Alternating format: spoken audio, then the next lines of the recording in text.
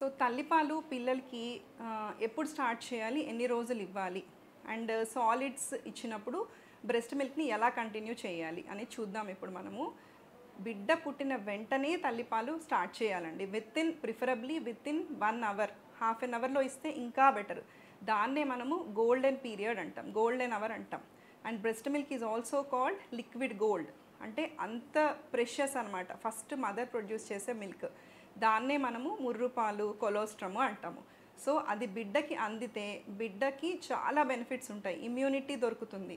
And also sugar అనేది less అవ్వకుండా ఉంటుంది పుట్టిన బిడ్డకి. కాబట్టి within 1 hour breast feeding initiate అనేది చేయాలన్నమాట. అండ్ ఆల్సో ఎప్పుడు వరకు కంటిన్యూ చేయాలి? యూజువల్లీ రికమెండేషన్ ప్రకారం ఐఏపీ 2 ఇయర్స్ అండ్ బియాండ్, 2 సంవత్సరాల వరకు కూడా మీరు పిల్లలకి ఇవ్వచ్చు. దానిపైన కూడా పిల్లలు మీరు కంఫర్టబుల్గా ఉన్నారు అని అంటే you can continue breast feeding. కాకపోతే సాలిడ్ స్టార్ట్ చేసినప్పుడు అంటే 6 నెలల తర్వాత అప్పుడు కంపేరిటివ్లీ బ్రెస్ట్ మిల్క్ ఫ్రీక్వెన్సీ అనేది తగ్గిపోతుంది.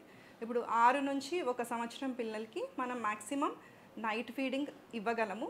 అండ్ ఆల్సో మార్నింగ్ టైంలో 2 or 3 ఫీడ్స్ వరకు మీరు బ్రెస్ట్ మిల్క్ అనేది ఇవ్వచ్చు.